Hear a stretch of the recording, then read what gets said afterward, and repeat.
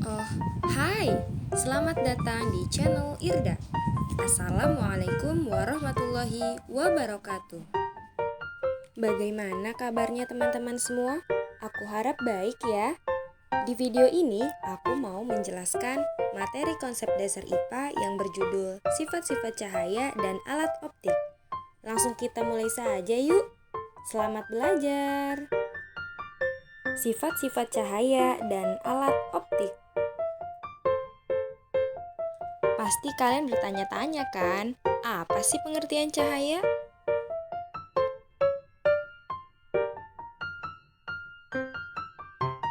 Cahaya adalah salah satu energi yang memiliki gelombang elektromagnetik yang kasat mata dengan panjang gelombang 380 sampai 750 nanometer. Gelombang cahaya tidak membutuhkan medium untuk merambat. Itulah sebabnya cahaya tetap dapat merambat meskipun dalam ruangan yang hampa. Contohnya pada gambar berikut. Cahaya matahari tetap dapat merambat ke bumi meskipun melewati ruangan hampa udara. Menurut sumber asalnya, sumber cahaya berasal dari dua. Yang pertama, cahaya yang berasal dari benda itu sendiri, seperti contoh matahari. Matahari mampu memancarkan cahayanya sendiri. Yang kedua, lilin. Yang ketiga, lampu. Dan yang keempat, senter.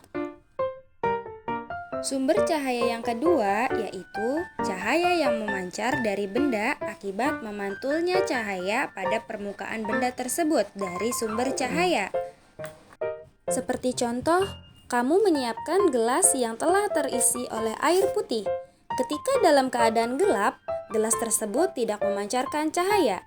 Namun, apabila ada cahaya yang menyorotnya, maka gelas tersebut pun akan memancarkan cahaya. Setelah kita mengetahui pengertian dari cahaya, selanjutnya, apa saja sih sifat-sifat cahaya? Yang pertama, cahaya merambat lurus. Sifat cahaya yang merambat lurus akan terjadi jika melewati suatu media perantara. Contohnya seperti pada gambar tersebut, seorang anak laki-laki sedang melihat cahaya lilin melewati kertas-kertas yang sudah dilubangi. Jika cahaya lilin terlihat oleh anak tersebut, maka dapat disimpulkan bahwa cahaya dapat merambat lurus. Yang kedua, cahaya dapat menembus benda bening, seperti kaca, gelas kaca, plastik, botol plastik. Perhatikan jendela kalian. Jika kalian membuka gorden-gorden jendela kalian pada siang hari, maka cahaya matahari dapat menembus kaca jendela kalian. Yang ketiga, cahaya dapat dipantulkan.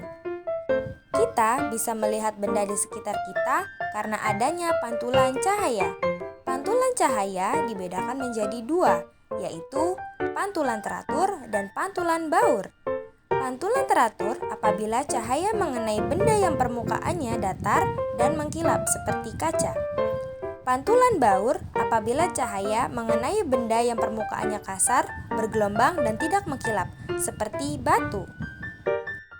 Cermin dibedakan menjadi tiga, yaitu cermin datar, cembung, dan cekung. Cermin datar yaitu cermin yang permukaan bidang pantulannya datar dan tidak melengkung. Cermin datar biasa kamu gunakan untuk bercermin. Saat bercermin menggunakan cermin datar, maka kamu akan melihat ukuran bayangan sama dengan ukuran benda. Bayangan akan terlihat berlawanan, misalnya tangan kirimu terlihat seperti tangan kananmu, dan bayangan pada kaca datar tegak seperti bendanya. Yang kedua, cermin cembung. Cermin cembung yaitu cermin yang permukaan bidang pantulnya melengkung ke arah luar. Cermin cembung biasa digunakan untuk spion.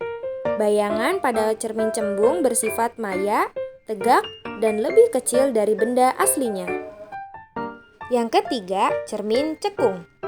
Cermin cekung yaitu cermin yang bidang pantulnya melengkung ke arah dalam. Cermin cekung biasanya digunakan sebagai reflektor pada lampu mobil dan lampu senter. Sifat bayangan benda yang dibentuk oleh cermin cekung sangat bergantung pada letak benda. Apabila benda dekat dengan cermin, bayangan benda bersifat tegak, lebih besar, dan semu. Namun apabila benda jauh dari cermin, bayangan bersifat nyata dan terbalik. Keempat, cahaya dapat dibiaskan. Cahaya dapat dibiaskan ketika cahaya melewati dua medium yang berbeda, yaitu air dan udara. Pembiasan terjadi karena cahaya merambat dari medium yang kurang rapat, seperti udara, menuju medium yang lebih rapat, seperti air. Contohnya, pembiasan pada kolam renang yang dalam akan terlihat dangkal. Contoh lainnya, pensil yang dimasukkan ke dalam gelas berisi air akan terlihat seperti patah. Dan yang terakhir, cahaya dapat diuraikan. Cahaya sejatinya berwarna putih. Penguraian cahaya putih menjadi berbagai cahaya berwarna disebut dispresi. Dispresi adalah penguraian yang menghasilkan peristiwa indah, yaitu terbentuknya pelangi. Alat-alat optik. Cahaya dan alat optik sangat saling berkaitan. Karena tanpa adanya cahaya, alat optik tidak akan berfungsi. Berikut jenis-jenis alat optik. Yang pertama ada mata. Mata merupakan indera penglihatan yang sangat penting bagi manusia. Bagian-bagian mata yaitu terdiri dari kornea mata, iris, pupil, lensa mata, dan retina. Kedua, kamera. Pada saat kita mengambil gambar suatu benda dengan kamera, cahaya dipantulkan dari benda tersebut dan masuk ke lensa kamera. Kamera memiliki diafragma dan pengatur cahaya atau shutter untuk mengatur jumlah cahaya yang masuk ke dalam lensa. Ketiga, kaca pembesar atau loop. Kaca pembesar adalah lensa yang memungkinkan kita untuk menempatkan objek lebih dekat ke mata kita sehingga objek tampak terlihat dari sudut yang lebih besar. Intinya, alat ini memperbesar bagian yang disoroti lensanya, sehingga dapat membantu kita untuk mengamati detail dari benda-benda kecil. Yang keempat, mikroskop. Mikroskop dapat melihat sel dan mikroorganisme yang ukurannya sangat kecil atau mikroskopis. Mikroskop memiliki dua lensa utama, yaitu lensa okuler dan lensa objektif. Lensa okuler adalah lensa yang posisinya dekat dengan mata pengamat, sedangkan lensa objektif adalah lensa yang posisinya dekat dengan objek atau benda yang sedang diamati. Yang kelima, teleskop. Teleskop adalah alat optik yang dirancang untuk mengumpulkan cahaya dari benda-benda yang jauh.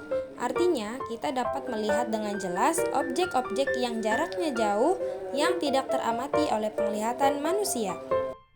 Dan yang keenam adalah periskop. Periskop berbentuk seperti corong yang ada di atas kapal selam. Awak kapal selam yang berada di kedalaman laut dapat mengamati permukaan laut menggunakan periskop. Periskop menerapkan sifat cahaya yang berupa pemantulan. Cahaya dari atas permukaan laut ditangkap oleh suatu cermin, kemudian dipantulkan menuju mata pengamat di dalam kapal selam.